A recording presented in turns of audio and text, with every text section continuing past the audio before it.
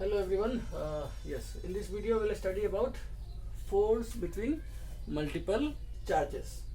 That means superposition principle, and it is applicable everywhere in the electricity chapter. So we'll discuss this one. So we can consider here one origin O. So with respect to origin, three charges are present. First charge is Q1 at the distance R1 from the origin. Second charge is Q2 at the distance R2 from the origin. Third charge is Q3 at the position R3 from with respect to origin. Now, the distance between the Q1 and Q2 is R12. Distance between Q1 and Q3 is R13. So, if we arrange this system or configuration, then this Q1 and Q2 will have force between them. So, since both the charges are positive, so they will repel each other. So that means Q1 will feel force due to this Q2. The force felt by Q1 due to Q2 is indicated by F12. F12 means force felt by Q1 due to Q2. Similarly, this Q1 will also feel force due to Q3. So in which direction? Because Q3 will repel Q1 in this direction. So that is why this will be F13 vector, which represent force felt by Q1 due to Q3. Now, what is superposition principle? The superposition principle indicates that the force felt by Q1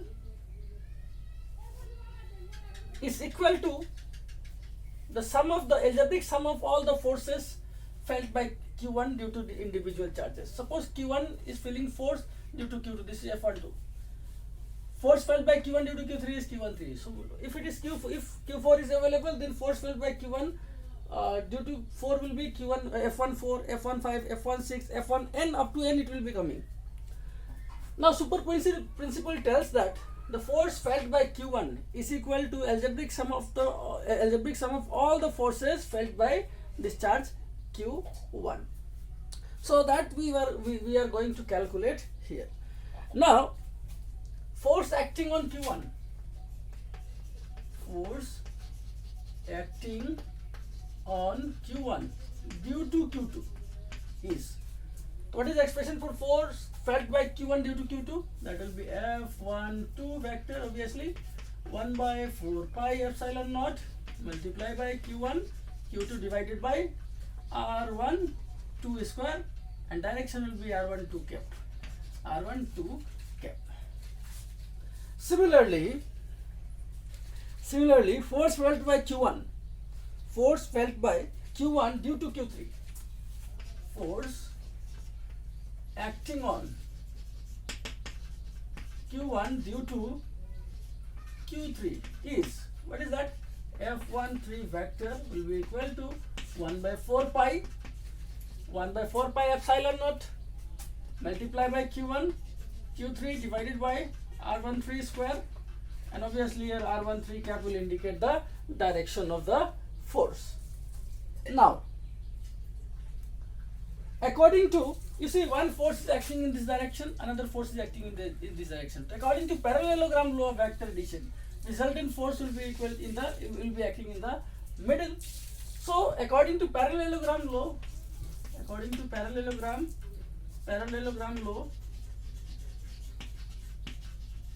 law of vector addition, what will have? Resultant force F1 vector will be equal to F12 vector plus F13 vector. Now if I put the values here, 1 by 4 pi epsilon naught multiplied by Q1 Q2 by R12 square R12 cap plus 1 by 4 pi epsilon naught multiplied by Q1 Q3 divided by R13 square R13 cap. Now if I take common from here, what common we can take? We can take Q1 by 4 pi epsilon naught as common. So what is the remainder inside? It will be Q2 by R12 square R12 cap plus Q3 divided by R13 square R13 cap. This will be the remainder. Now net force acting will be given by, okay, See, if n number of charges are there, if the system contain n charges, then what will happen? Total force F will be equal to Q1 by 4 pi epsilon naught, Q2 by R12 square, R12 cap, plus Q3 by R13 square, R13 cap, plus dot dot dot, plus Qn divided by R1n square, R1n cap. So this will be the net force if n number of charges are present. So total force will be F vector will be equal to Q1 by 4 pi epsilon naught, already common is there. So inside Q, see n number of charges are there, that is why I will write here sigma of what is there here, Q2, Q3 up to how much, Qn, Q2, Q3, Q4, Q5 up to Qn. So this will be Qi divided by R12, R13 up to R1n. That is why it will be R1i,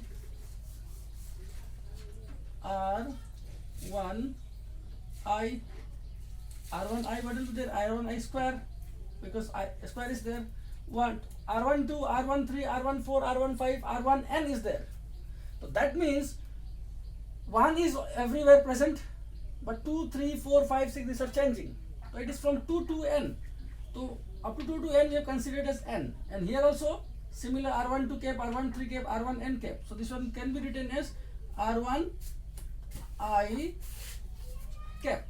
But I value starts from where? You can see I value 2, 3, 4, 2, 3, 4. So I value starts from I equal to 2, and what value up to where it ends? It ends up to n. So this is the sum of the force experienced by multiple charges, and this force is equal to sum of all the individual forces felt by the charge Q1. So this is nothing but superposition principle. I hope you understood this. Now our next topic will be electric field.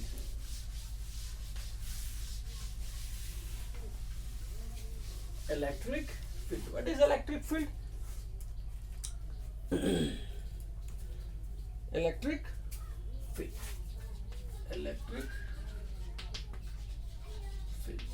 Suppose a point charge is present here. If there is a point charge, then if I put here one test charge here, what is the meaning of test charge? Test charge is one column charge, positive one column charge. If I place it here, so if it is positive, this one is also positive. So what they will do, they will repel each other. But what about if I put the charge here? Suppose another example you can take, this is the north pole and this is the south pole. So they will obviously attract each other. So if I put a north pole here and another south pole at some distance, whether they will attract or repel? If they attract or repel also, there will be very less force. But if you put this as farther away, what will happen? This force will become 0. So like this here also, if I put this charge, test charge here, whether the test charge will feel any force? Answer is obviously no, it will never feel any force. Why? Because this charge is outside the range of this positive charge. Outside the range of this positive charge. And this range is called nothing but electric field. So that means the space around a point charge. This is the space around a point charge in which this point charge can apply electrostatic force on all the charges. Then this space is called nothing but the electric field. So what is electric field? The space around a point charge in which this point charge can apply electrostatic force on the other charges. So this space is called nothing but the electric field. So next is electric field intensity. Electric field intensity. Electric field intensity. What is electric field intensity? Suppose this is a positive charge obviously, and this is the electric field. So if I put here one test charge,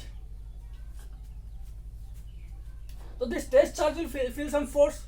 If the force felt by test charge is more, the intensity of the field of this charge will be more here. If the force felt by Q naught is less, that means intensity of the field of capital Q at this point will be less.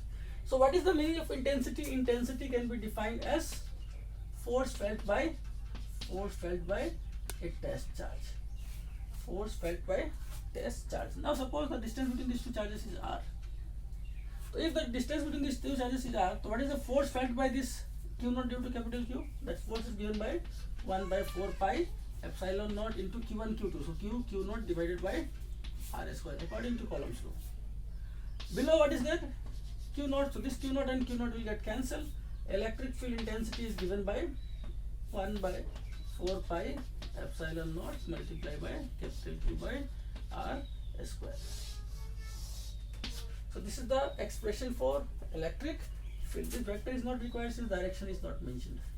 So expression for electric field. Now electric field depend upon how many parameters? One is capital Q, second one is r square, because these things are constant. So electric field depend upon capital Q and r square. So if capital Q is more, intensity will be more. If capital Q is less, intensity will be less, and obviously on the square of the distance. Distance is more, intensity will be less. Distance is less, intensity will be more. Now what is the SI unit of electric field? SI unit will be Newton per Coulomb. Newton per Coulomb. And if you find dimensional formula of electric field, so what will be the dimensional formula of electric field? Dimensional formula of force is MLT minus 2, and obviously dimensional formula of Q is 80. This one you have got in class 11. So if you solve this, you'll get MLT to the power minus 3, A to the power minus 1. So this is the dimensional formula of electric field. So this much only in this video. We'll see you in the next video. Thank you very much.